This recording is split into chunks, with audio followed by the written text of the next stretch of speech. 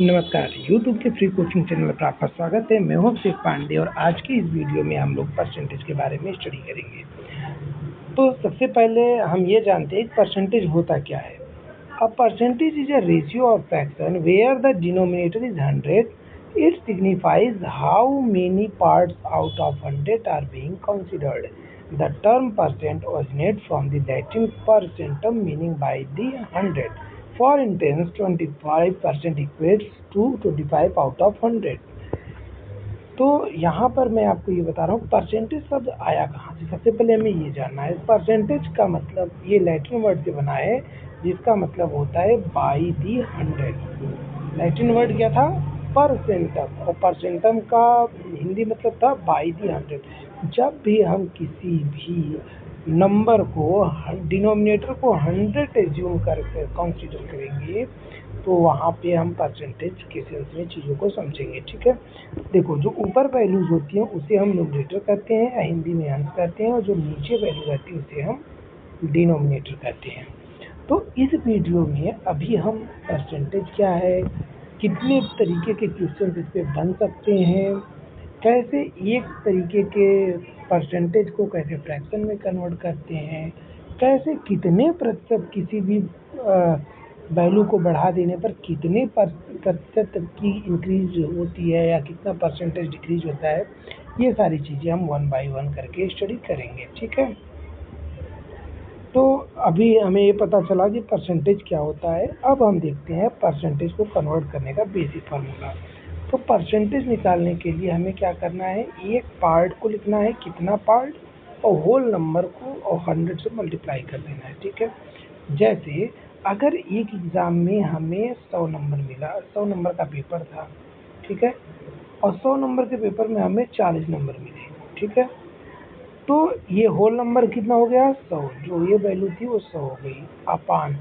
अब ये जो पार्ट नंबर था कितना नंबर हमें मिला 40, तो जो मिला रहता है वो ऊपर लिख देंगे इंटू 100।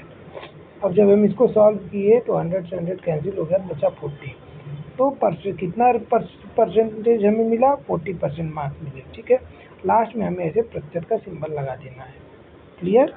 तो ये हमारा फार्मूला है और इसी बेस फार्मूले पे हम सारी चीज़ें निकालेंगे। इसी एग्जाम्पल को लेकर मैं बार बार आपको ये बता रहा हूँ कितने तरीके का क्वेश्चन आपको बन सकता है। अगर मैं ये पूछूं कि आपको 40% मिले, ठीक है, और जो होल नंबर था वो 100 था, तो अब आप बताओ कि कितने नंबर का पेपर था। तो हम मान लेते हैं x नंबर का पेपर था। अब यहाँ पे देखो 100 से 100 ऑटोमेटिक कट गया, तो x की वैल्यू कितनी हुई 40 हुई। ठीक है, अब हम आगे बढ़ते हैं। तो यहाँ पे कन्वर्ट करने का फार्मूला है कि फ्रैक्शन को परसेंटेज में कैसे बदलते हैं, डेसिमल को परसेंटेज में कैसे बदलते हैं। देखो जो फ्रैक्शन होता है वो डेसिमल भी होता है, ऐसे मानकर चलो, क्योंकि उनका फार्मूला सेम ही है। जब भी हम फ्रैक्शन को परसेंटेज में बदलते हैं तो 100 से मल्टीप्लाई करते हैं। उसी तरीके से जब भी किसी डेसिमल नंबर को हम फ्रैक्शन में परसेंटेज में बदलते हैं तो 100 से मल्टीप्लाई करते हैं। लेकिन जब हम परसेंटेज को डेसिमल में बदलेंगे तो वहाँ 100 से डिवाइड करते हैं। ये सिंपल है बिल्कुल। जैसे एक एग्जांपल लेते हैं कि 3/4, ये क्या था, एक फ्रैक्शन था। फ्रैक्शन मतलब जहाँ पे न्यूमरेटर डिनोमिनेटर के फॉर्म में लिखा था, अंश बटा आर के रूप में। अब हमें किस में कन्वर्ट करना था, परसेंटेज में। तो 3/4 को परसेंटेज में करना था तो हमने सिंपली 100 से मल्टीप्लाई कर दिया। या फिर ये डेसिमल में होता तब भी 100 से मल्टीप्लाई करते, तो वही दूसरा स्टेप था डेसिमल से परसेंटेज में कन्वर्ट करना। तो 3/4 को क्या लिखते हो, 0.75 लिखते हो ना, तो 0.75 इंटू 100। अब देखो ये डेसिमल में हो गया, फ्रैक्शन में हो गया। तो डेसिमल फ्रैक्शन को जब डेसिमल में कन्वर्ट करना, परसेंटेज में कन्वर्ट करना रहता है 100 से मल्टीप्लाई करो। फ्रैक्शन को जब डेसिमल को जब कन्वर्ट करना रहता है तब भी 100 से मल्टीप्लाई करो। लेकिन जब परसेंटेज को डेसिमल में कन्वर्ट करना रहे, जैसे बताया है 85%, अब इसको किस में कन्वर्ट करना है, डेसिमल में कन्वर्ट करना है, तो इसमें 100 से डिवाइड करते हैं, इसमें उल्टा प्रोसेस होगा। तो जब डिवाइड करोगे तो आंसर आ जाएगा 0.85। ठीक है, तो आपको पता चल गया कि कब जब फ्रैक्शन को परसेंटेज में बदलना हो तो फिर 100 से मल्टीप्लाई करें, जब परसेंटेज से डेसिमल में होंगे रिवर्स प्रोसेस होगा तो 100 से डिवाइड कर देते हैं। यही एग्जाम्पल मैंने यहाँ पे फिर से लगा दिया। अब बात आई कोई भी कितनी वैल्यू बढ़ी कितनी वैल्यू घटी। मान लेते हैं वो एग्जाम्पल मैं आपको लेकर दिखाता हूँ। देखो फार्मूला अभी हमने पीछे क्या बताया, प्रतिशत निकालने के लिए, परसेंटेज निकालने के लिए जो पार्ट वैल्यू थी अपान जो होल वैल्यू थी इंटू 100, ठीक है। तो अगर जब हमारे पास क्वेश्चन आएगा कि किसी भी चीज़ का दाम 200 रुपया था अब 250 हो गया, कितने प्रतिशत बढ़ा, तो कितना बढ़ा पहले उसको हम ऊपर लिख लेंगे, 50 रुपये बढ़े क्योंकि 200, तो इसको माइनस करेंगे तो पार्ट वैल्यू हम ऊपर 50 लिख देंगे, जितना बढ़ा रहेगा, ठीक है। और होल वैल्यू कितनी थी 200, होल वैल्यू मतलब इनिशियल वैल्यू यहाँ पर चलेगी, तो 200 से डिवाइड कर देंगे, 100 से मल्टीप्लाई कर देंगे। और यही अगर रहा होता मान लो 200 से 150 हो जाता तो क्या करते, अब यहाँ पे घट रहा है दाम घट रहा है तो पार्ट वैल्यू में 50 ही रहेगा, होल नंबर आपका 200 ही रहेगा क्योंकि वो स्टार्टिंग प्राइस थी, ठीक है। अभी मैं आपको एग्जांपल लेकर समझाता हूँ। ओरिजिनल वैल्यू न्यू वैल्यू, इस पर जाएंगे थोड़ा सा आप कंफ्यूज होंगे।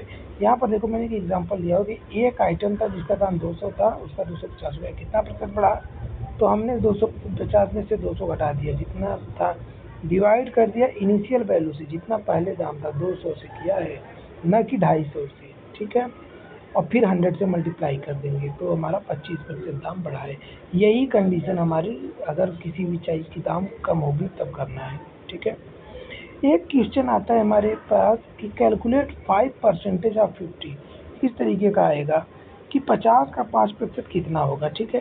तो 5, इसको आप ऐसे लिखा करो 5% ऑफ 50, तो ऑफ का मतलब देखो जहाँ प्रतिशत लगाए ना वहाँ लिख दो 5/100, जहाँ पे प्रतिशत लगाए 5 प्रतिशत को हटाओ अपान 100 कर दो, ऑफ की जगह मल्टीप्लाई कर दो, एकदम ट्रिक है आसान सा, ऑफ की जगह मल्टीप्लाई ऑफ 50।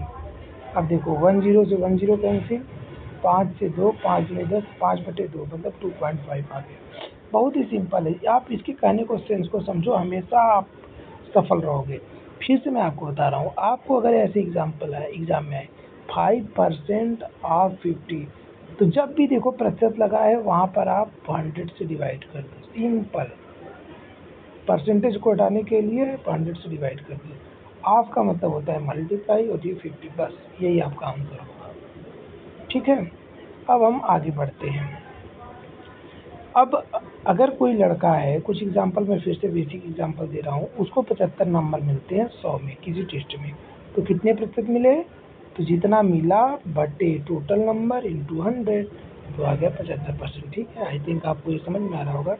कुछ एग्जाम्पल हमारे रियल लाइफ में इस तरीके से आएंगे कि एक बैग था, देखो ये बैग था, इसमें 2 किलो एप्पल है, 3 किलो ग्रेप्स है, 2 किलो एप्पल है और 3 किलो ग्रेप्स है।